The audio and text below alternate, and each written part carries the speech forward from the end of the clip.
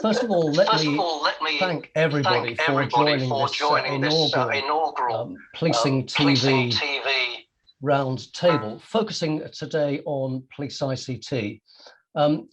Really, absolutely blown away by the contributors, our panelists today. Thank you to each and every one of you. It is the inaugural Policing TV Roundtable. There will be others that follow, but it is absolutely, for me, a red letter day, and looking forward to the path that Policing TV takes from here. Our focus today on police ICT. In a moment or two, I'm going to ask each one of you, please, to give a short introduction as to why you are a panelist for this event. Then we will focus on two key elements. First of all, on the pandemic and the impact that that had on police ICT and the challenges that were faced and addressed in that time. That will last approximately 30 minutes or thereabouts. I'll endeavour during that to bring each one of you in so that you each have a chance to contribute. And then we'll look forward to the future. So now that I'm sure we all hope that we're emerging from the pandemic, what is the future for police ICT? Not just in England and Wales, but in Scotland as well, and potentially wider than that. Our panelists today do come from England, Wales, and Scotland. So no further ado, let me go around in turn and ask you please to introduce yourselves. No particular order to this, but Belinda Goodwin. Belinda, could you perhaps just say a few words of introduction first? Hello, yes, I'm Belinda Goodwin. I'm a Met police officer. I've been in for 20 years. I've been voted in as a national board member for the Police Federation of England and Wales in 2018. And what came with that was the opportunity to become the lead for Police Federation of England and Wales around wellbeing and everything that stands for within policing. So I work towards 4 pillars of wellbeing. That includes financial wellbeing, mental health wellbeing, physical wellbeing, and general wellbeing. So absolutely passionate about my colleagues within the organisation and anything that we can do to support them going forward is our number one priority. So it's all about the members for us. It's about us supporting and looking after them and, you know, challenging and negotiating with certain forces around the wellbeing and welfare of our members. And there were quite some impact on all officers and staff during the pandemic. We'll certainly return to that during the course of this discussion, Belinda. Thank you so much.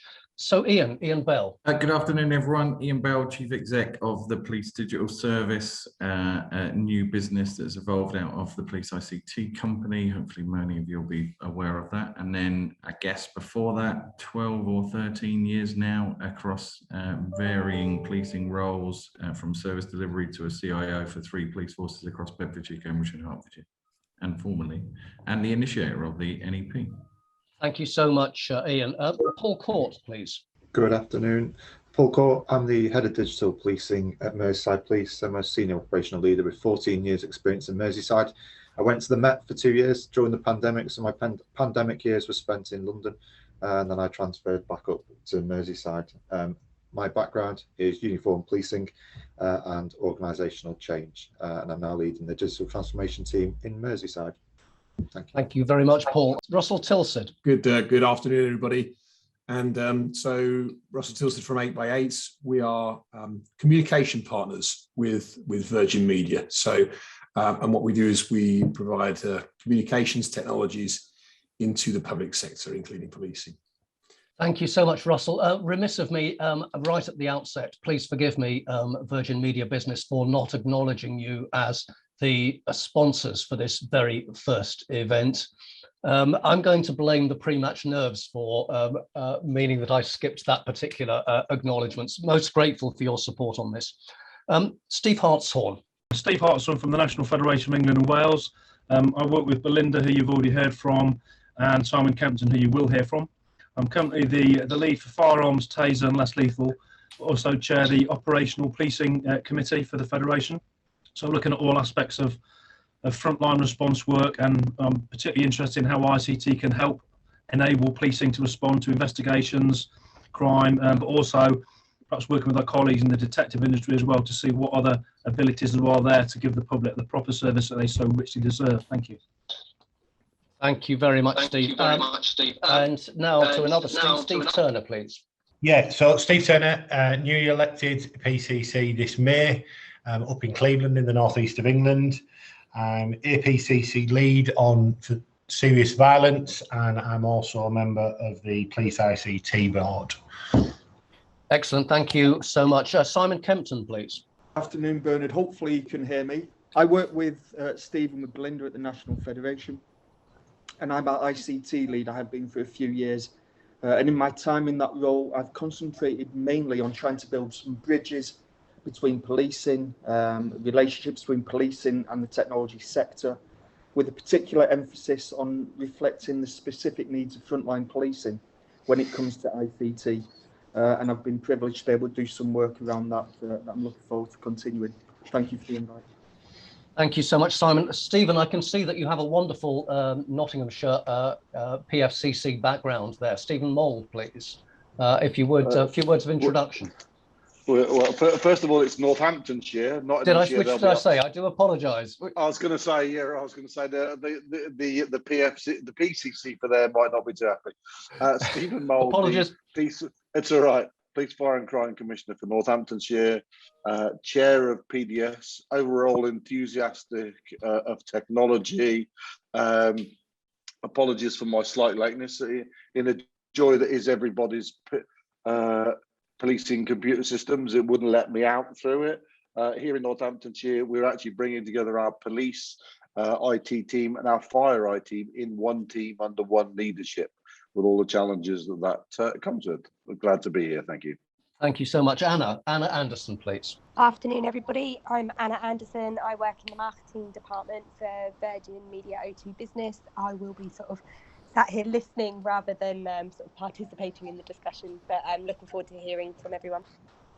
Thank you, Anna. And Charlotte Hales. Good afternoon, everyone. I'm Charlotte Hales. I am Justice and Blue Light Lead for Virgin Media O2 Business. Until recently, I was a senior police officer. I worked for West Yorkshire and in counter-terrorism policing. And I'm really passionate about digital transformation in policing and hoping to use those skills in the private sector now to help policing. Martin McFadgen, please. Good afternoon, Bernard, and everyone. Thank you for attending the session. I am the head of public sector for Virgin Media Business, so it's my responsibility for running all our engagements across all public sector relationships up and down the length and breadth of the country. But a little secret for this esteemed group is that this is my kind of customer base and community that I have most personal passion and insight with, having come from a family of police officers, and I broke the mold by not joining. So it's a subject matter that is close to my heart. Lovely, thank you, Martin. Des Oliver. Yes, absolutely. So good afternoon, Bernard. Good afternoon, everyone. I am Des Oliver. I'm from the Cabinet Office. I work within our central commercial function in an area called Markets and Suppliers, and I'm responsible for the tech sector engagement with our strategic suppliers, and this covers IT, telecoms, space, and also cloud. The other part of the role is reaching out across central government departments, arm's length bodies, and the wider public sector, and to bring that community together as a one government approach when interfacing with the suppliers, with the intention of driving mutual value. Thanks, Bernard. Thank you. Rich Bailey, I'm going just to introduce you. Rich is a colleague of mine who, if my internet connection gets completely banjaxed, Rich is going to step in as chair. But I am going once again. Just Joe, how are we doing with your connection? Can you now hear us? Can we now hear you? No, I'm just going to do some work with Joe just to get her back on. Okay, and Chris Perry. Chris, there's a couple of people marked as guests. I can't immediately tell whether it's that you are one of them, but Chris Perry, are you there? No, so okay, Chris is the CTO of Police Scotland. Joe is the Chief Constable of Durham and the NPCC digital lead. I'm going to move us on so that we can get on to the heart of that, and ask first about the pandemic. The Centre for Economics and Business Research actually found that there was an acceleration in digital transformation of around 3 years across UK organisations, with particularly fast progress amongst public services. It does seem from where I sit that UK policing responded pretty admirably to the impact of the pandemic and the need, for example, for individuals, officers and staff to, where possible, work from home. However, I'm sure that there were also some downsides as well. Ian, I'm going to come to you first, Ian Bell, as the CEO of the Police Digital Services Service. I know that you and your team, as the pandemic hit back in March, really did all you could to step up to the mark. What do you remember of that time, and what do you think are is the key learning from that time? Blimey, Bernard, good question. I guess probably on the reverse is, what is there not to remember? I think it's I think for me, clearly it was a very different time. You know, I think we were, you know, strategically we're in I guess a period of reasonable foresight. You know, when I look at the work that we'd already stood up, you know, most people hopefully will be familiar with the role of the National Enabling Programme. You know, it was a programme that had started back in 2016. You know, I was the original program director. I think Stephen Mould was original NEP program board member. You know, the nature of how we wanted to begin to facilitate a journey that saw us consume, I guess, much more flexible product, much more product orientated when we looked at the nature of the services we wanted to consume, and actually wanted to do that in a very standard and common fashion. You know, we'd already started the program. We'd seen a heck of a response from the 43 forces of England and Wales, but actually a wealth of join up with the Police Service of Northern Ireland, with Police Scotland, etc., around what we thought common adoption to this tooling could look like. And, you know, and actually the pace of change, along with very busy programs of work, hadn't, I guess, you know, at times some forces had responded really well to that, some not so. And then of course we get to March or January of 2020, and we begin to find ourselves in a very different position where we are all of a sudden deploying our workforce to be home-based where we can do.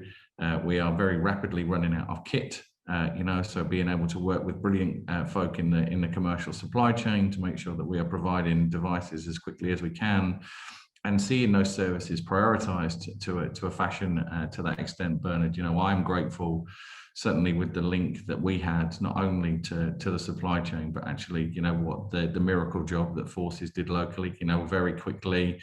Let's use the Met as a really good example, you know, 55,000 users on Teams, you know, over a short period, a very, very short period, you know, seeing that conduct followed, that set the tone for the rest of the user base really to begin to push the nature of these tools. Saw a terrific response, and all of a sudden we had a workforce that became enabled in a very different fashion. And I think for me that is, you know, collectively what's given the NEP the momentum to get to a position where they will close towards the end of this financial year, and, you know what, in earnest be one of the first most successful national programs that we have seen policing deliver from a digital and from a tech perspective. You know, and you know what, perversely the pandemic has helped I think see us transform, see us change, see us adopt more common tooling that's allowed us to set a precedent for the future, that's for sure. It might help if I came off mute. Yes, thank you. So I'm going to come to Stephen Mould in a moment for a perspective from the board of the Police Digital Service holding PDS to account. Then I'm going to come to Belinda Goodwin for a Police Federation welfare perspective. So Stephen, a few words from you on how Police ICT and Police Digital Service measured up during the pandemic, and some learning from that, please. I think the first thing is, like, you know, ultimately your two most important assets in terms of taking policing forward are people and technology. And actually it's the fusion of the two and how well we leverage that that's kind of going to make the difference. It's no good having great technology that nobody uses. And I think that's actually, for me, one of the big things. The risk, and I feel sorry for some of the people that are going after us, because by me and Ian going first, and we can talk about some bits, and we'll probably use up some of the ideas. So I apologise for anyone who's after us. But actually, things like the rollout of Teams made a phenomenal impact, because people knew it was there, but actually they never really actually got out and thought, well, actually, what does that kind of mean? And then actually, you know, a bit like we are all here, we can see all of these different people actually had a real positive effect on people's welfare, on a positive in the respect of that they haven't got to travel. Suddenly I can attend all these meetings. I can actually do even more in a shorter period of time. That also, though, as I say, has to be taken into account is also there was effect on people's welfare, and obviously got both police and fire, and there was kind of different effects as a consequence of that. Policing had done a really good job because in terms of NEP, so that rollout of Office 365, some of those tools. Thankfully, because we were quite in quite a good position. We'd already ordered most of the kit that we needed, and that subsequent challenges we've come to kind of replace some of those in terms of COVID and some of the supply issues. But fundamentally, what it did is it gave people an excuse to try some technology that they knew was there, but they were actually very nervous of going ahead and trying. So actually, if you like, it really meant people kind of made the leap. Some of the infrastructure was already there. They made it. So from a kind of board point of view, we did some great work with the Home Office, and actually you've got some programs during COVID they've actually kind of rolled out of the Home Office into PDS, because actually also it's demonstrated its capability and things that I probably would want to talk about kind of risk to networks and cyber, but I don't want to take up all the time. I'm sure you'll probably go around again later, and I'll save something for someone else to talk about. I apologize. Stephen, again, thank you for that. There is so much. We cannot conceivably squeeze everything in to this session.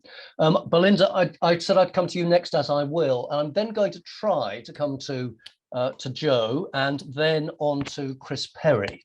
Let's see how we go. So Belinda first, if you would. Thank you so much. Yes, I mean, God, where do we start? Certainly for myself, operational police officer, until I got voted in the National Board to do that full time.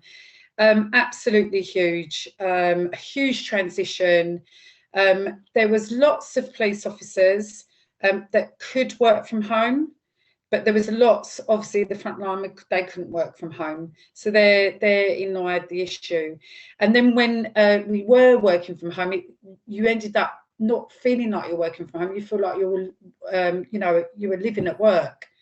There was officers that we know that only had a bedroom, one bedroom to sit on, and they couldn't get away from it. So the actual impact and the isolation and the welfare issues that came with that, I think we're still feeling, and we'll still feel that for quite some time.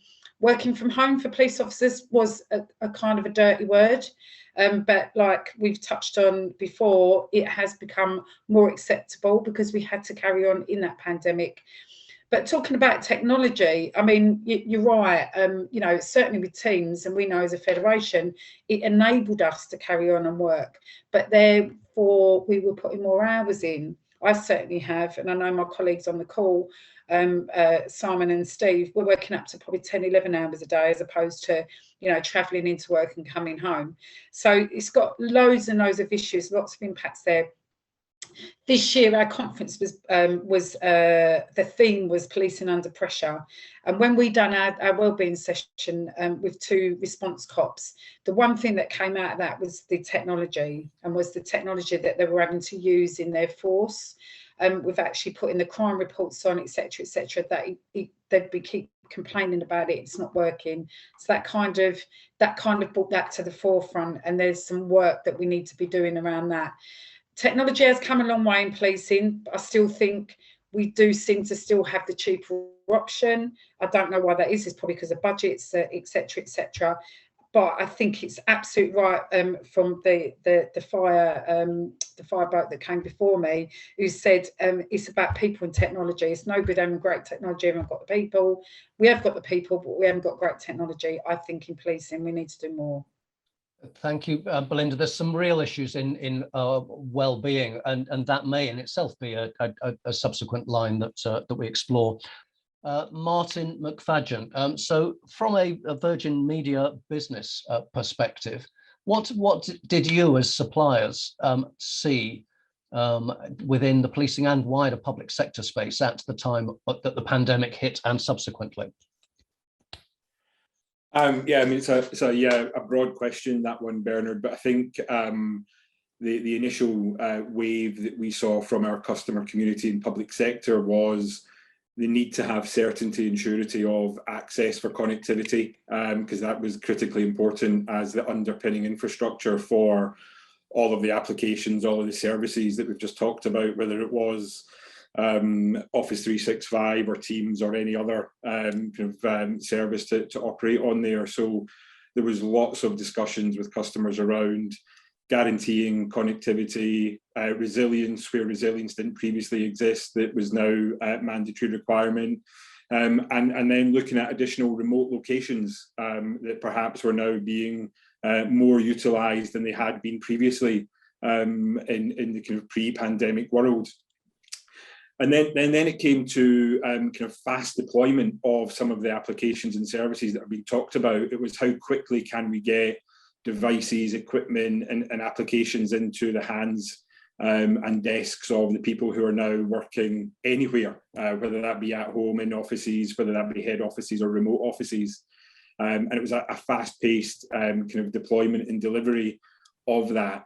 And there was, I think, as Stephen suggested earlier on, there was the opportunity to deploy technology that had been considered previously, that had perhaps been accelerated. And this gave the opportunity probably for Ian and the team to accelerate lots of the technology adoption that was being required and desired out there. But what we are now seeing about that accelerated delivery is there is still a legacy IT challenge. There is integration and interoperability with what was pre-existing, what was there before, and some decision points now around what do we do? Do we go wholesale into the future with what we have done in the last 12 months? Is what we've done in the last 12 months correct? Or is it a stop and take stock of what we do? And specifically in the kind of policing environment, one of the challenges that we've seen is working from home is an option for some people, but clearly there are certain jobs, policing being one, doctors and nurses and GPs and so on being another one, where it's not entirely possible to do your job working from home on back-to-back Teams meetings, as a lot of us have become accustomed to. So therefore, is that hybrid way of working, how do you support people in that mixed environment to the best of ability? Because there's different experiences, whether you're at home, in the office, out in the road. And we see that from an engineering point of view for our own field teams as well, completely different scenario. And as people now start to return to the office, that becomes even more of a focal point for us. And even just yesterday, speaking of myself, we had a team meeting across 4 different offices yesterday within Virgin Media O2, and we had some tech challenges integrating different platforms with people working from home, the challenges that we've encountered on this call today. So how can we make that user experience the best possible? Because from a policing environment, the last thing that a police officer wants is to be in a vulnerable situation, in a vulnerable environment, and for the tech not to give them the connectivity back to the people supporting them that they need to ensure their safety and deliver the job and service that they want to deliver. So all of those things coming together are where we see the conversations today, Bernard. Thank you very much, Martin. I'll acknowledge, and just picking up on one of those last points, we also are not immune to challenges of technology. Joe, I know there are some difficulties there. Just feel free to chip in at any stage as and when your microphone is working. But in the meantime, I'm going to move on, please, to Des Oliver from a Cabinet Office perspective, and then if I may, I'm just going to move on to Paul Court. So Des first, please.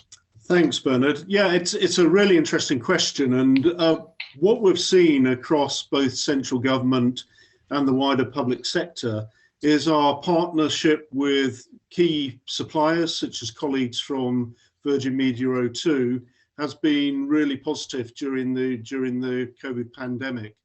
If we sort of turn the clock back a little bit to the start of lockdown, we saw things such as the Nightingale hospitals being stood up in record times, lots of collaboration between public sector groups and also suppliers in doing that. We saw good collegiate behaviour in managing demand.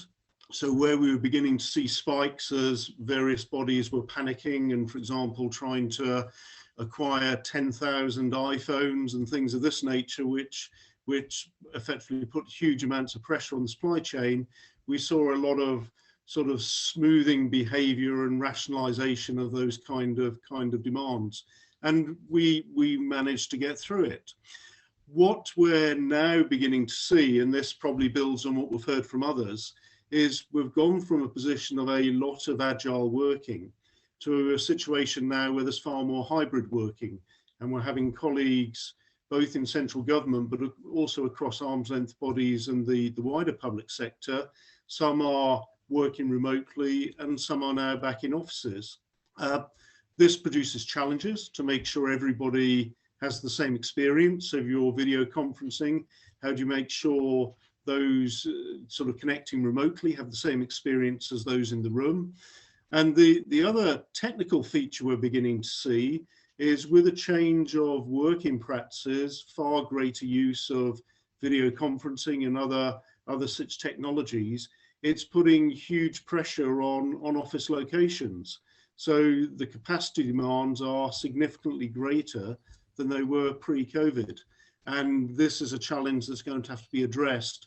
But I'm confident with lots of very supportive partners such as Virgin Media, we will find solutions to these particular challenges. Thank you very much indeed, Des. Paul, I said I'd come to you next, and after that I'm going to go to Charlotte. Thank you. I suppose there's three observations from the pandemic, which are probably more broader ones, but I think are relevant to our ICT change. The first one was how quick we delivered change during the pandemic. And I suppose the question I have is, how do we capitalise on that imperative? So when we deliver other ICT change going forwards, is how do we create that sense of urgency and necessity to deliver change? And I think the pandemic put us in a position where we needed to do that fast. I think there was a huge willingness from everyone within the organisation to make it happen. And I suppose harnessing that approach really will be something that we should learn from in terms of delivering it in the future. I think the second thing it also showed is our ability to work and deliver with partners, which has been mentioned, collaborating, adjusting processes, and again, how we harness that partnership power for future ICT, I think will be key. And I think there are lessons both in terms of delivering change fast and partnerships, which we should be taking forwards and learning from in future programs. I suppose the third one is that the pandemic really made us change our culture quite quickly. Our working practices changed quickly. They weren't really formalized in the way we did it. I think we probably just put fixes in and patches in to make things work. And I suppose that did two things. It created a culture, or changed our culture slightly in an organic way. And it probably didn't have the setting of standards which maybe we would expect in more formalized change processes. So particularly around the use of ICT outside of the work environment, where are our standards there to say what is and isn't acceptable? And that's down from very small things like the requirement to be, I suppose, clean shaven in workplace. Is it okay for me when I'm sat at home not to be? So when you talk about really sort of those micro standards are important, but then when you talk in terms of the use of ICT I think we probably didn't really nail that down in the organisations that I've worked in during the pandemic. So I think there is something around just resetting and making sure that we're comfortable with the culture and working practices we've now adopted, and I suppose to some degree formalising them.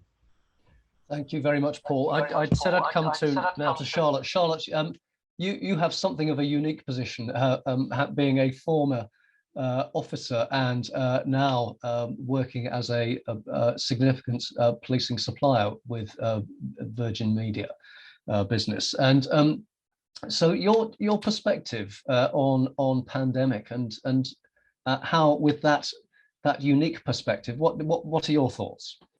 Thanks, Bernard. Yeah, so I do have a view on both sides now, because I was a senior police officer in the pandemic. And, you know, one of the challenges that the policing colleagues will remember is our business contingency and continuity plans never accounted for a loss of resource in that environment. And there was all that fear at the beginning. What if we lose our people because of COVID? And what does that look like in terms of early stages pandemic?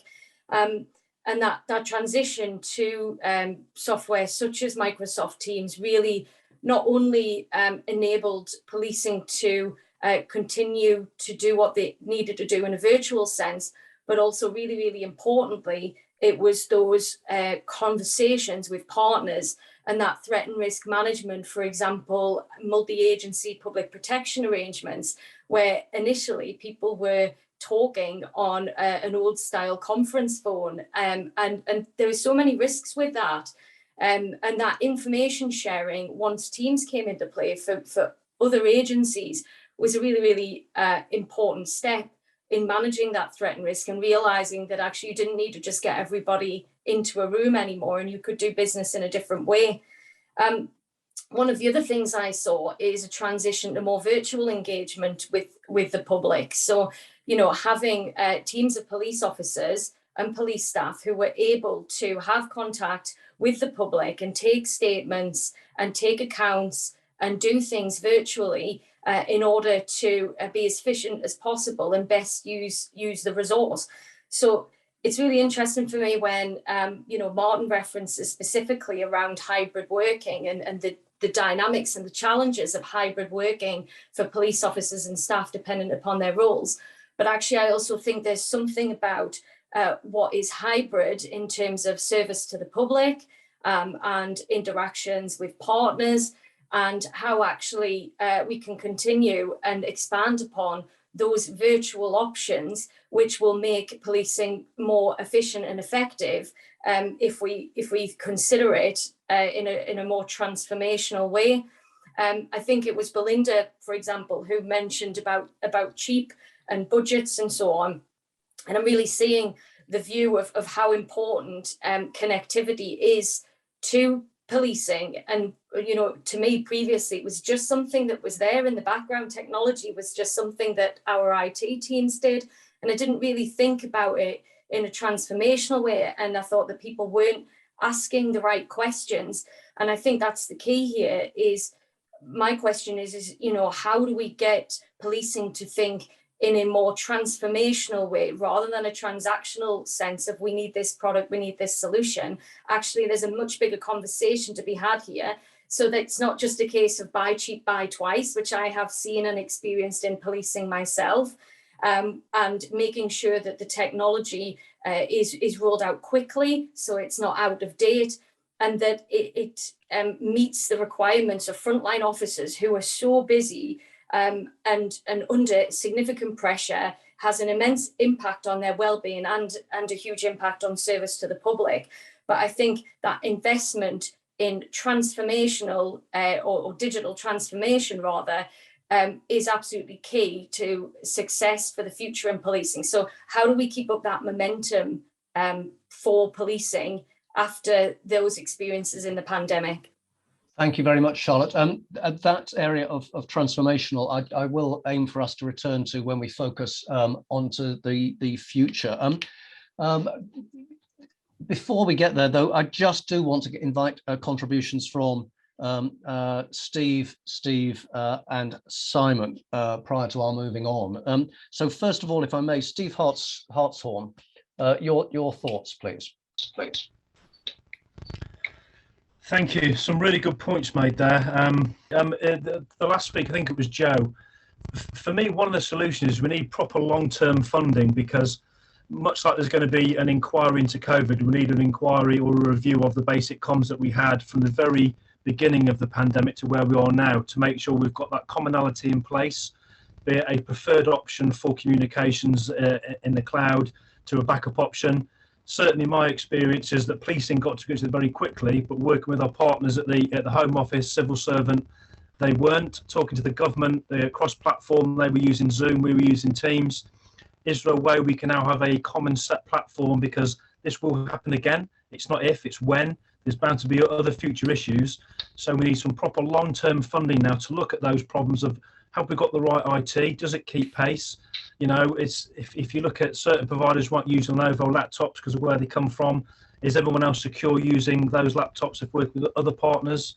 Have we got the security in place to make sure? Because I'm sure many will forget this now when we've got blended or agile working, which will hopefully become part of the norm. But then if it does happen again for another similar event, are the security process in place where we can literally switch within minutes, going back to where we were? So I'd like to see a bigger review, but also some more creativity and innovation into the areas to allow my colleagues on the front line to have the same benefits that we've all got of, can they just dial in from the middle of nowhere on a good basic phone that's got video conferencing, but also ability to view documents properly.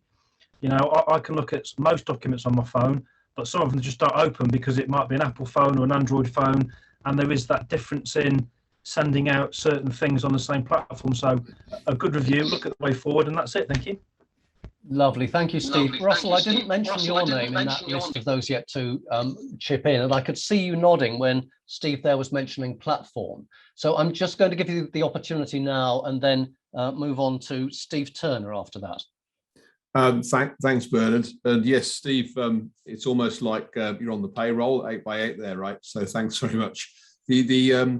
We saw a couple of things, you know, and Martin McFadden mentioned waves before. So there were waves of purchasing that we saw. First being, you know, a move to Teams, which was quite prolific, and that gave substantial productivity gains. But what we also saw, and I think we're starting to see the fallout of this now, is that there were a lot of hidden productivity losses as well, and the fragmentation of platforms and the fragmentation of how we get data from those platforms and controlling those communication platforms has been one of those areas where there have been hidden losses. So you know, and Stephen, I'll let you do the 8x8 pitch, but actually that's a lot of what we've been doing, resolving those issues and bringing all of those things back together so that the workers, you know, external workers working from home or working from an office or out on the beat, they all have access to the same communications tools, right from front office to back office. So it's kind of joining all that stuff back up has been one of the obvious things to do in the next phase, in the next wave. Let's see if we can come on to the next phase in just a short period of time. Steve Turner, and then Simon, I'm going to come to you. Steve, what from a not just a Cleveland perspective, and acknowledging here, you know, Stephen in Northamptonshire. I think I've got it right this time. Stephen in Northamptonshire is a police and crime commissioner now in his second term. You are a police and crime commissioner just in your very first term, so starting this year. But you know, not at the time elected as a PCC, but more recently. Your thoughts on police ICT and the pandemic, please. I think for me, Bernard, I come at it from a very different perspective. I worked at the start of the pandemic. I worked for 2 local MPs, so we were very much involved in a lot of the resilience forum discussions and things like that. And I remember the very first one, which was supposed to be a conference call, and finding it seriously odd that Cleveland Police didn't have their own conference call facility. And when they got one, it didn't work. And at the point in time, I had to give them our MP's conference call number to allow them to to distribute it so we could all have an LRF call. What was striking though was how that was resolved very, very quickly. And within a matter of weeks, we'd moved from conference calls that we were providing numbers for to their own conference calls to Teams meetings, to effectively seeing this whole digital platform appear out of nowhere. So it quite resonated with me when you suggested that we'd move forward maybe 3 years, which was a leap. And I think in Cleveland, we probably moved forward 4 or 5 within that.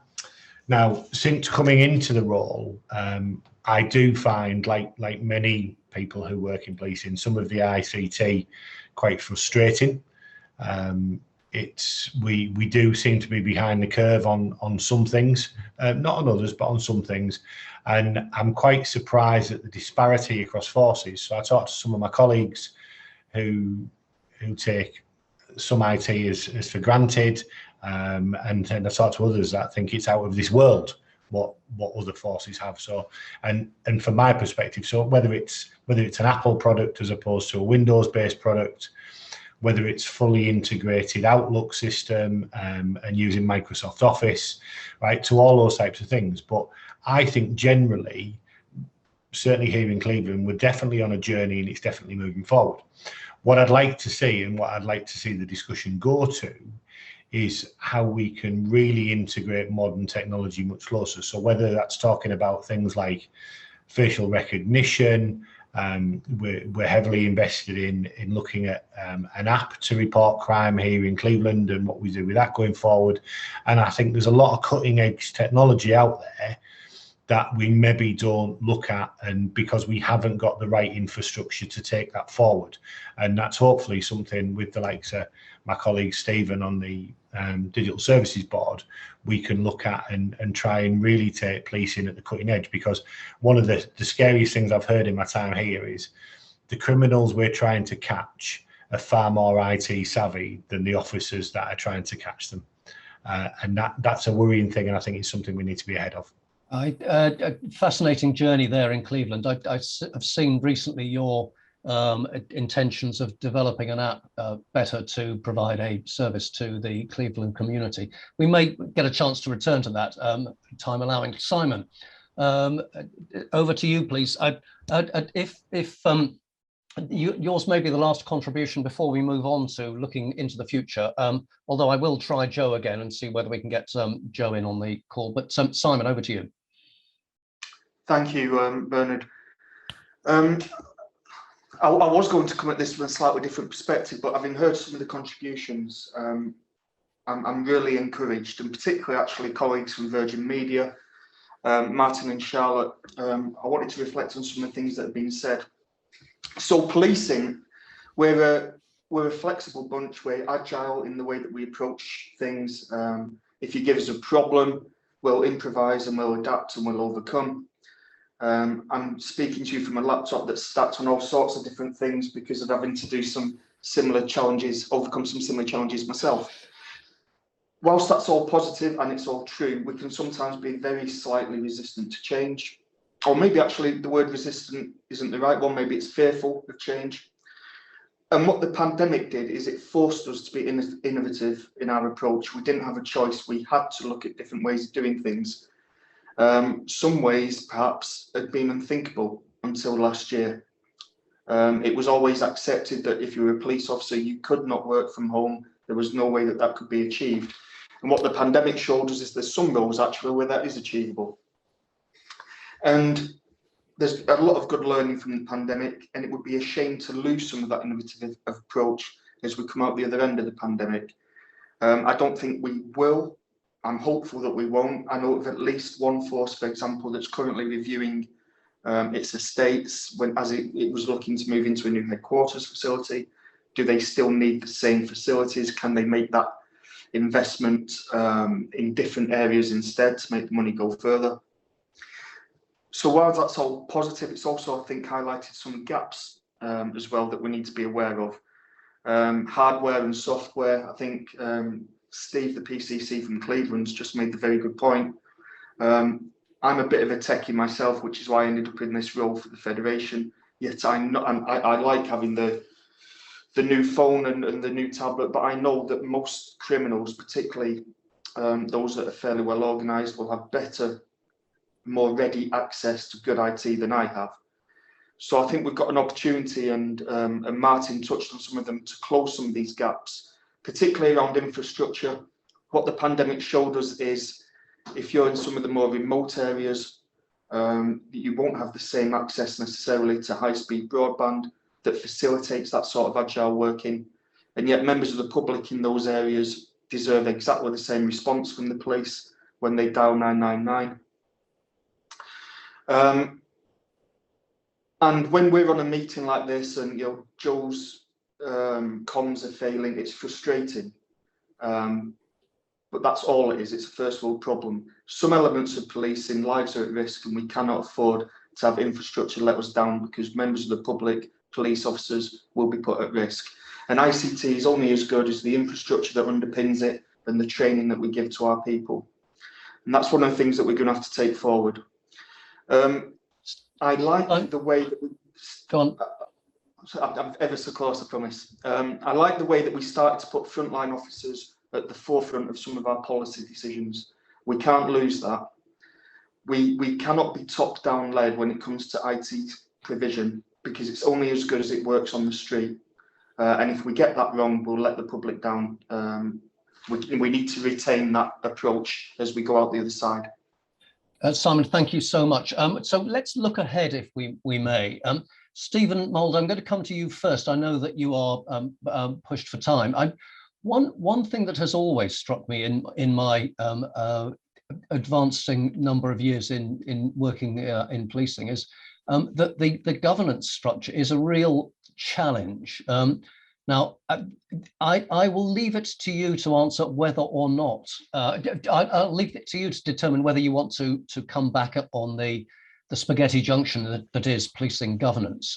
But more broadly, but I'd just like to give you an opportunity of commenting on where next for police ICT. I'm going to let Ian comment on some of that, but you've thrown that ball over to me. I've got to pick it up, haven't I? I actually, and I would say that, wouldn't I? Because I'm there from a local accountability for both police and fire in Northamptonshire. But actually, it needs me lightly. How do you deal with that? It can't be right that you've got 43 ways of doing things. So actually, one of the key ways of doing that for me, and Ian's bored of me talking about, is really we need a digital backbone. We need consistent systems that are ubiquitous across all police forces. And there are some, and that's particularly where it's data driven, it's intelligence. The reason I'm going off in a minute is the ESMCP board in a second. I'm kind of going off. So you've kind of got that freight train coming round there to replace the airway. But actually that opens up some phenomenal opportunities when it's delivered right, in terms of kind of video data that's kind of personalized. But one of the things we've really got to do, we've all got to, if you like, coalesce our capability, share and dilute some of our sovereignty, and all work together. That's chiefs and PCCs, and then for the greater good, will we get a better service to the public? Because ultimately, that's what we're here to do. I mean, I myself this morning have been with our team around NAS, the capability around ANPR, and actually that ability now, the Met's done a great little product, which is kind of impossible journeys that sits on top of it, that allows you to identify clone plates. Well, you think when you start to identify things like ANPR linked to mobile phone technology, you can genuinely, bearing in mind, and I'm not park the ICO and rights for a second, and Ripper, because Joe will jump up and down on me. But actually, that fusion of ANPR and mobile phone data can make a prolific effect of safety on the public. People, and only where it's kind of appropriate. But my big bit is you do need local accountability, because policing needs to be different in different places. However, though, it can't be right that we should share data better. There should be consistent standards. And obviously, that's where I think PDS has an important role to play. It's better that policing does it in conjunction with the Home Office, not the Home Office doing it for policing. I hope that was a robust enough answer. Back to you, Bernard. Thank you, Stephen. I know you need to go very shortly. Thank you very much for your time. I must apologise because I must go to the ESMCP board because I think there's some interesting developments. So I apologise. I can't stay a bit longer. Now, just on that point, part of what Stephen said there was about integration, and I think so. My note here is that Steve, but I didn't note whether it was Steve Turner or Steve Hartshorn, made a point about integration a little earlier on. So I'm hoping either that both of you or one of you, Steve Hartshorn and Steve Turner, will jump forward and respond to how does Policing ICT better integrate? There seems to be an opportunity there. And if neither one of you wishes to leap forward, I can see that Ian Bell is off mute and ready and waiting to come on in. Having listened to the last 15-20 minutes and some of the really well-made points, I guess the eclectic nature and the mix of where we've got autonomy that continues at times to create divergence, but also continues to bring us together in other veins. Some of the natural objective that we've got, I think having listened, Martin, your point, but Steve Hartshorn, your point really around the nature of interoperability and agreeing to begin to do stuff together. Over the last year, we've begun to make some significant inroads into some of those challenges, and whether that's with the supply chain, whether that's with ourselves, or whether that's across the law enforcement community around how we begin to join some of this up. We've been talking about the development of national standards forever, probably all the way back to 2015, depressingly. But over the last 18 months, we've seen some significant progress around the development and delivery of standards. Through our organisation, out into wider government, out into the supply chain, that's really beginning to push the challenge around how we generate interoperability between our systems, our services, our solutions, etc. And I think that's something that we've got real momentum around and will continue to progress. I think Charlotte made the point around, our drive to continue to consume good and proper technology, that keeps us current, that keeps us relevant. I think, there's a recognition that there's an SR around the corner, but I'm not sure the SR will be as profitable as we'd like it to be when it comes to the nature of new investments. And let's see what comes, but, one will assume at this point, it will be about continuity. It will be about strategies that continue to be in place, and if anybody's not aware of the National Digital Strategy that was launched in 2020, I'd get you to have a look at that, because we're about to come out after Christmas and engage with a new stakeholder set around what the first revision of that document will look like. That we'll have already begun to enlist a load of the challenges that you've recognised and really begin to think about how we solve some of this. But some of it will include, and Stephen's point he just made is fundamentally, how do we ask ourselves a different question around how we are going to fund the development of change through investment that allows us to endorse and adopt new technologies at the same point. It can't just keep coming from grant from a Home Office perspective, relying on the SR year after year. There's a real intent to see product like automated facial recognition come alive and be consumed in a very common fashion in the way that we've seen delivered through the Met, success that we've seen through South Wales that's not come without issue. When we look at judicial reviews and stuff that have come off of that. And I guess that leads me to Simon Kempton, your really well made point that says, this is about the envisaged nature of how this stuff works Friday morning at 3 a.m. in the pouring rain, and people can still be able to envisage the information that they need that allows them to take the decision that they are going to take. Ultimately, how do we generate confidence back to the public in the same point? And the one thing that we are beginning to push while we think about the development of all of the strategies, all of the products that we're investing in, the national programs that are now delivering, is actually what does the ethical framework look like that accompanies all of this, that allows us to give confidence back to the public that we are beginning to use data in the most purposeful fashion that allows us to create trust.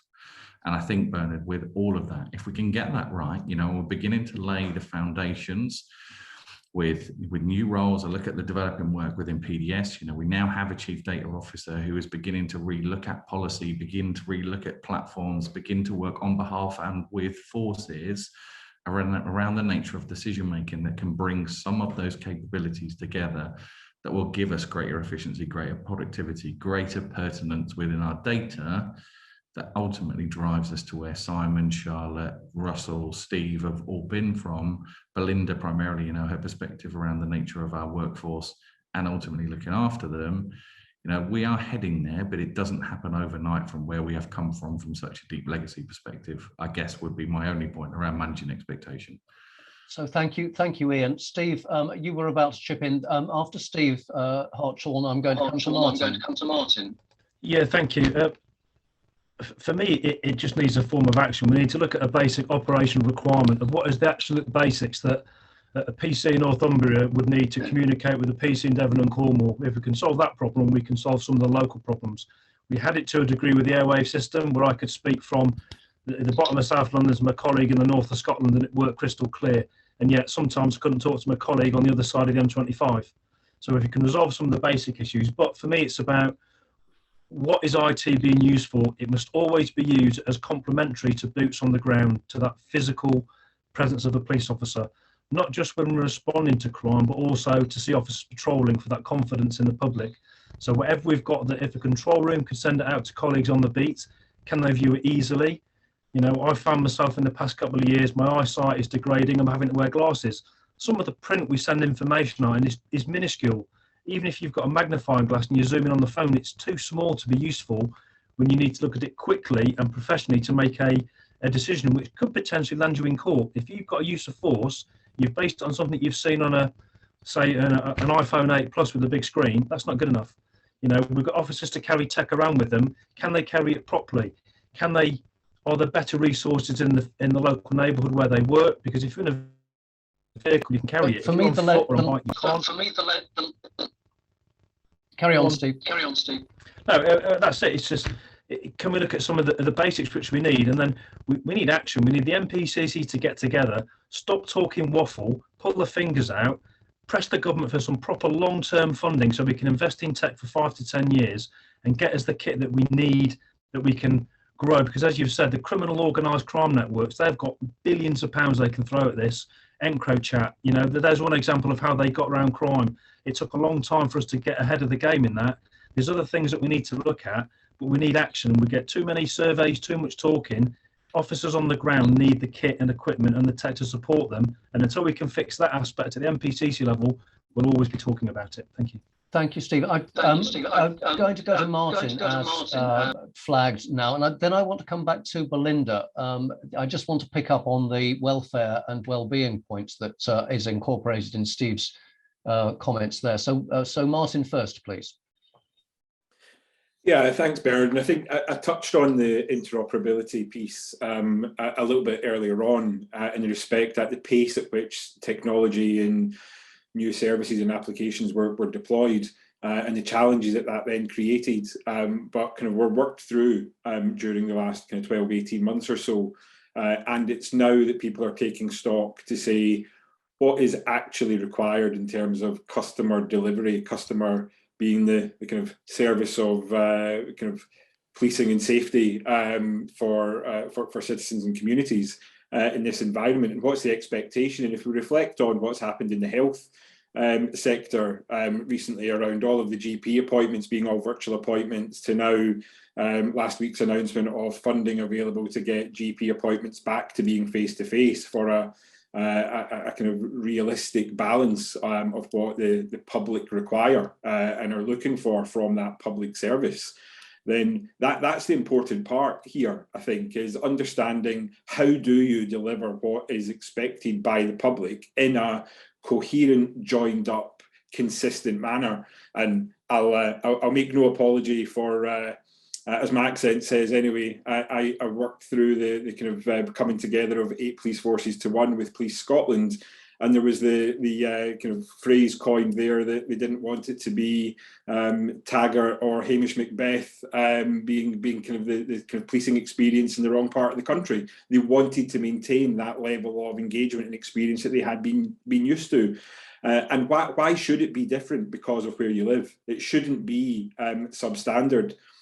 Based on the area of the country that you live in, and even so that's a kind of comparative with health. I can draw comparisons with the education sector as well. We discussed with a number of education organisations recently that Well, the pandemic's taught us that actually in years gone past, when it's heavy snowfall in certain parts of the country, schools would close, kids would have days at home building snowmen and going out sledging. But actually, has this taught us that out to the school could continue and there's no need for the schools to close down for days or weeks during that period? Quite possibly. So is there, I think one of the points made earlier on about the accepting and adapting the ways of working, but putting some structure and rigor around that that says, maybe perhaps to Ian's point about a national standard of what is acceptable, because having people working 12, 14, 16-hour days because they can, because they're at home, isn't right. And it's not good for people's health and safety to do that. And it's not delivering the service that is required. But legacy systems can be a determining factor on being able to adopt some of that future technology.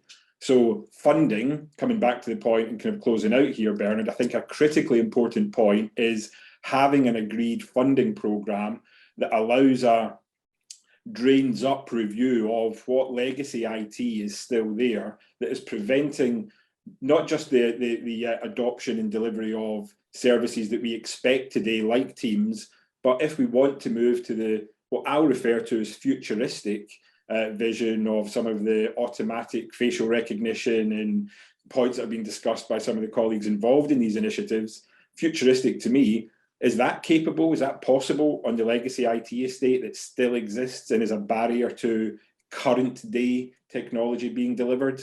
I'm not sure it is. So therefore, I think that's where, again, some national standards about minimum requirements is probably not a bad starting point. So I said I'd come to Belinda next, which I will. Then Steve Turner, I'll come to you. It's slightly unfair on my part in that you've only just relatively recently been elected as the PCC, but I'd just like to touch on the funding side with you. And then Ian Bell, come back to you if I may, just on standards. So with Belinda first, your thoughts on the related welfare issues that have been acknowledged in the last two contributions. Yeah, I mean, absolutely. I completely and utterly agree. I think it's got to be a minimum standard. I think that's throughout policing, no matter what we're talking about. If we're talking about mental health provision, we're talking about uniform, equipment, etc., etc. Cops want good technology. They want the technology that will support them to do their job and do their job well and go out and protect the public. We talk about, facial recognition, talk about drones, you talk about, cops want that. But what we're seeing on the front line and the policing under pressure is that it is a postcode lottery. There is 43 different ways or there's different systems that forces will use for putting a crime report on, for instance. We're still at the stage where you'll go to a domestic incident and there's children present and you're putting a crime report on, and then you have to create another crime report to then capture what the children witnessed. Then there's another report there for maybe if you had to put the door in, and there's a report, etc., etc. We need to invest, and Charlotte's right. We need to really invest and meet the requirements of what is needed on day-to-day policing. We need to look at 21st century policing and see what are our officers going to be dealing with. What's the demands? You talk about COVID, the pandemic. Our demand went so low because people were indoors, people weren't going out. Then it went to an all-time high with regards to the protests, the rioting, public order incidents, unlicensed music events, etc., etc. Our cops got, they got assaulted on a day-to-day basis. So the welfare and the well-being of them officers, they will go out and they'll run towards danger. But when they come back, the straw that breaks the camel's back is the word processor that doesn't work, or the computer that they can't get to work. This is what they're facing on a day-to-day basis, and we need to get a grip of that.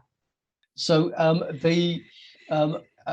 part of fixing even those small but they're not small, enormously frustrating problems is to get more money into the system. Now, Steve, This, I know, I'll acknowledge again, Steve Turner, that you're only relatively recently elected. You don't have a magic wand in your back pocket. What do you think the potential is for, policing getting more funding for police ICT, if indeed that's needed, in order to sort out some of these challenges that we've been hearing about?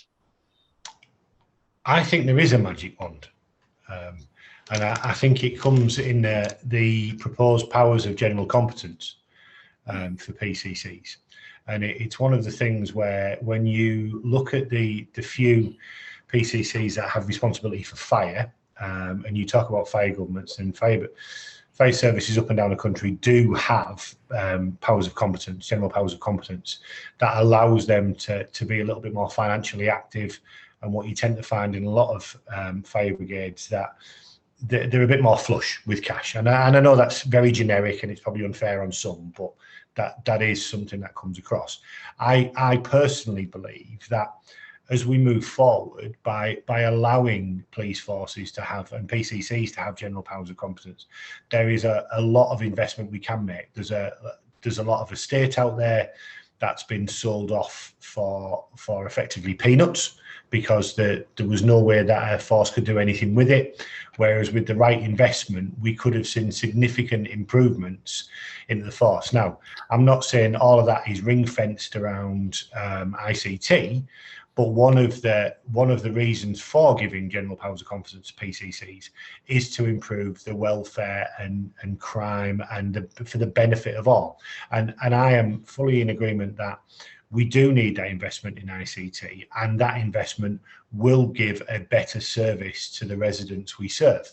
And whether that's quicker making statements, whether that's more accurate statements, whether that's digital statements, whether that keeps police officers on the front line more because they've got the right equipment to be able to do that. And maybe as IT gets better, we cut some of the red tape out because we've become more reliant on it and more trusting on it. But that is where I think the magic wand comes, because what we'll all see in funding generally, not just in the police force, but across the country in every aspect of life, is we have to take into account that the last year has been unprecedented. The last 18 months has been unprecedented, with things like the furlough scheme and the job retention scheme and the business loan schemes and all of the things we've had to put in place to basically, in some respects, keep people alive, to keep people moving, and to try and give us an economy to go back to. That's going to take an awful long time to pull that back around. So there certainly isn't going to be a magic bullet anytime soon that says, right, we recognise we need to invest in police ICT. There's a few million extra quid each. That's not going to happen. But well-regulated, well-managed general powers of competence for PCCs will allow us to think innovatively and think outside of the box when it comes to what areas of force we can invest in. Do you know, Steve, that's a more encouraging answer than I expected it to be. So thank you for that. I'm a glass half full person. Excellent. And hopefully it'll become even more than half full. Ian, I said I'd come to you next. I'm mindful of time, and we are coming shortly to a close. So, but you might want to pick up on element of funding, but also on standards as well, I think was the area that I was keen that you come back on. I am keen after that to give Paul, Simon and Charlotte an opportunity to, in particular. Russell, I know that you're there as well. I keep missing your name off the list. I do apologise. So Ian, on a response to Steve's point, perhaps plus standards. So over to you, Ian, please.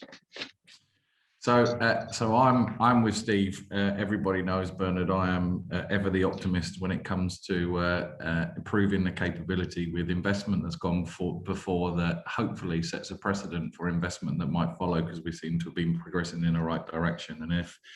And having Steve on our board, is a real plus for me. For people to come in, to see new PCCs.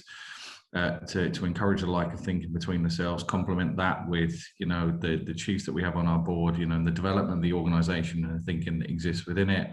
It's down to us to put good, honest and proper investment case and proposal and recommendation together that allows us I guess, to create some syncrasies, a synchronization across policing when it comes to look at the capability of where we want to invest in for common good for the future. And so I'm all for that, you know, and that's what our team is here to do, to put some hard work into drawing those proposals and bringing them forward. As Steve says, you know what, you know, we can take the begging bowl, we can take whatever we like, you know, we'll have to think differently around how we do that to recognise those opportunities, but so be it. Let's put our thinking caps on, because we know the purpose of why we need to do it. I guess ultimately then, Bernard, from a standards perspective, and I shared the link in the chat, you know, that we can share publicly after this, around all of the work that's going into standards, you know, that is really aiming to attempt, I guess, to increase efficiency, increase productivity, align, I guess, from a more corporate perspective, you know, where we are with some of our policies. You know, we've got a lot of work to do from a policy perspective that helps keep toe with the nature of change from a tech perspective at the same point, but we don't want that to inhibit. And I guess, you know, picking up on some of the other points, you know, whether it's about device selection, whether it's about the nature of a design, somehow we've got to create headroom and capacity within our IT teams. You know, we look at the investment that we're making in cloud. Now, I think somebody made the recognition that we want to be able to look at documents on the fly. We want to be able to adjust them. We want to be able to respond from wherever we might be, you know, and be that on our phones, be that on our laptops, be that on our tablets. That capability is there. That capability exists. And so we have to ask ourselves, if we can't do that, why can't we do it? You know, the nature of being able to consume common product, you know, and let's use Office 365 or Microsoft 365 as a good example. You know, my team now have a responsibility as the NEP closes to continue to refresh evergreen design. So that means that, you know, when product is changing and cloud product changes all of the time, when is the right time to create a new set of designs that can be handed to forces for forces to then go and consume and to keep their products up to date in the way that we do that. And Belinda, you're absolutely right, but the product set is changing all of the time. So how can we make sure, you know, Steve Hartshaw made the point about the interoperability piece, Teams platforms, Zoom platforms being able to communicate. Well, we're seeing those integrations happen from those US corporate perspectives, but those changes have to be implemented. They have to be taken on board in the way that we use that through our forces and through our change life cycles in the way that we use those products. It's not just as simple as, from a security perspective, pressing the button and all updates being allowed to download and occur, because that would be awfully reckless and with no control whatsoever. Thank you, Ian. Paul, I'm going to come to you first, then to Russell. Paul, from a Merseyside perspective, your thoughts, or indeed more widely. I'll probably make a few points, and I'm obviously keen that we get technology into the hands of officers. Clearly, that's where the benefit lies, officers and staff. I think the first point I'd make is that in order to land the technology, we need to increase the digital competence and confidence of the workforce. And I think that is a piece of work that still needs developing, both at the fundamental level with advanced or specialist skills, and then at a leadership level as well. And when I talk about leadership, I'm not necessarily talking about how to use the tech, but actually how to lead digital transformation programs is going to become a key aspect. So I think there is a piece of work around the digital competence and confidence at those sort of three levels.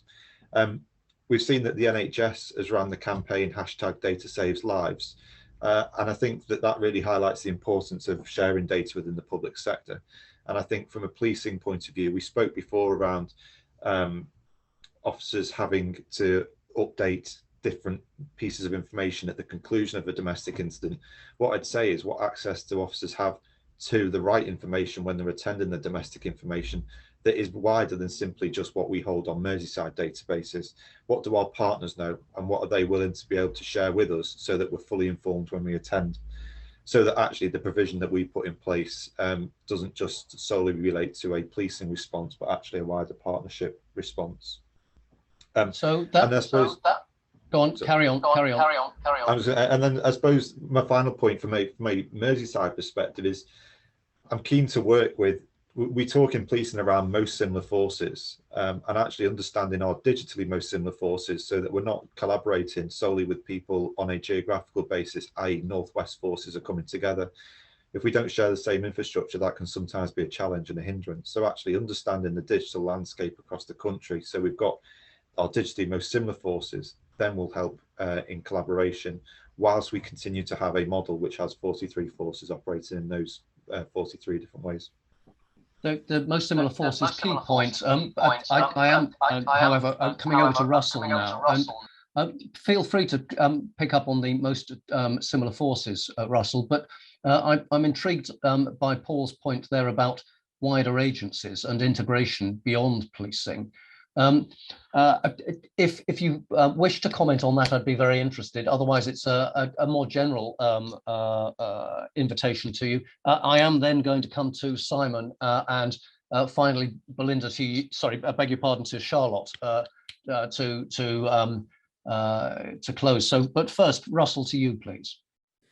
Yeah, so on that point, Bernard, I think, interoperability between agencies is something that we see is really important too, and it is extremely important to have the right security framework and making the right security decisions when considering how to go about doing that. So I think, by the way, it's great to see that there's a digital strategy from that covers the next 10 years. I think that's exactly the right thing to be be doing. Yeah, the threats have changed in even the last 5 years. That we face as a country, as free people. So security is absolutely critical and is probably the first thing to consider, particularly when, and let's be honest, there have been lots of moves to cloud technologies. So what that is involved is extending the perimeter of trust. NHS have been very reticent in the past to do this, or rather, let's say they've been, they've had to really think about how to extend the perimeter of trust into cloud. And so that's been, agreeing a set of common standards is the way, the way to go about that. We've certainly seen that. And part of our job as one of the suppliers is to help you by being ahead of the game, and being aware of those threats in real time, and integrating those into our security policies.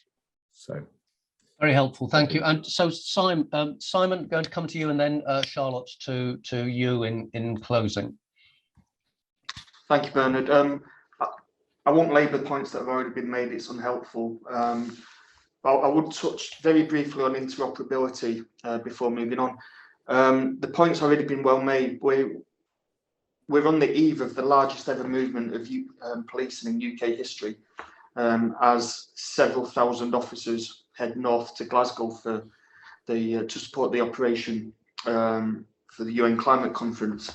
And I've been involved in that planning, and we've had to make compromises on our planning assumptions because of interoperability, which isn't something that we should accept, even where it's necessary. I wouldn't want us to see a position where we've only got individual suppliers to the sector. I think competition engenders innovation, but certainly those suppliers should be persuaded or encouraged to ensure that their products are interoperable at the point of entering the market. One thing that I would touch on very, very briefly because of the time is training. I don't think it's something that was necessarily mentioned today. 20 years ago, when I joined the police, I was trained in how to give crime prevention advice if someone's shed was broken into, along the lines of put a padlock on your shed. The world's changed since then. So much crime is now cyber enabled. We're not just talking about high value cross-border frauds. We're talking about simple thefts where the thief disposes of the property via an online marketplace. And we need to make sure that our training of officers keeps up with that, so that we can give the public the service that they need, so we can help protect the public the way we protect them when we're talking about their shed being broken into. And that's somewhere that we're perhaps being slightly left behind. We've got some incredible, unbelievably talented individuals in some cybercrime units, particularly the regional units up and down the country. They do an amazing job. Where we need to put some focus is your average Bobby on the street who maybe doesn't come from a background where they're as comfortable with technology, and we need to make sure they are comfortable with technology so they can do the job for the public. in so many ways, this last hour and a bit has raised more questions than it's offered answers, and something that we will need to pick up on in future. You mentioned, Simon, for the first time, I think, in the last hour and a bit, the word training. That is, of course, absolutely fundamental.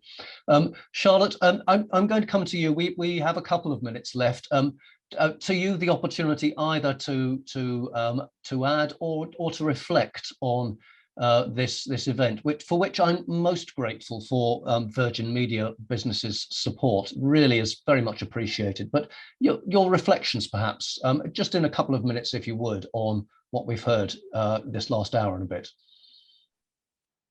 Yeah, thanks, Bernard. So there's been so many fantastic points made, and as you say, it raises a lot more questions than it gives answers. But the important thing is that we are having these conversations, and I think there's a recognition from everyone about just how important this subject is, and just sort of reflecting on conversation about what is happening at Police Digital Service on that national level around standards, but then equally thinking about what Paul said in respect of digital competence and confidence within policing, and that digital leadership within policing.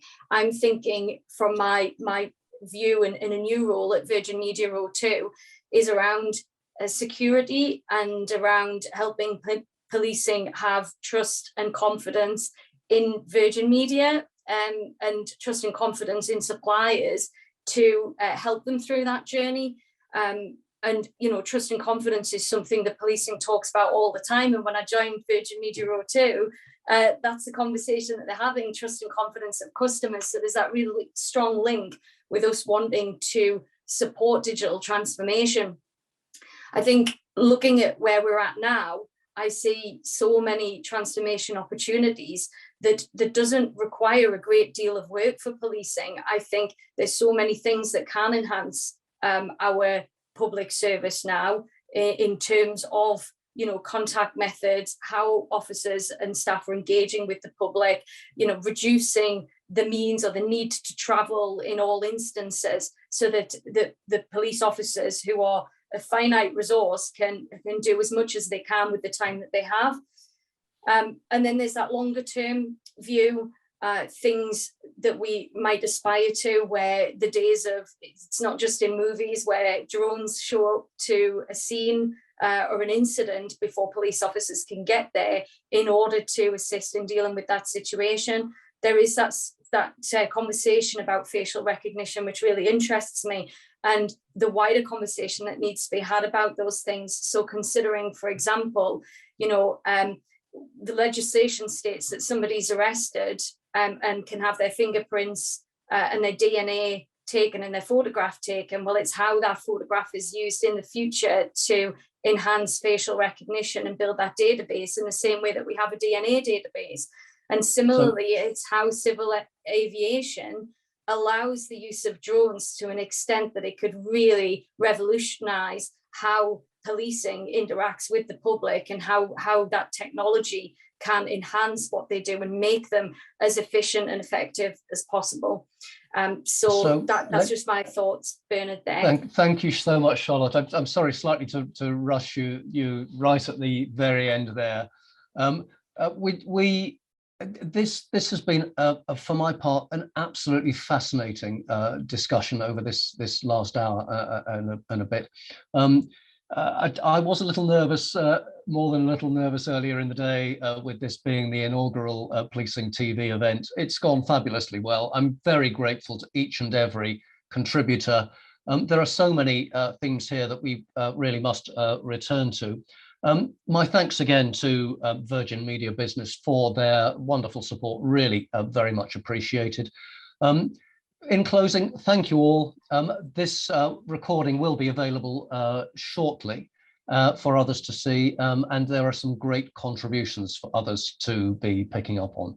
Thank you so much. Thank you.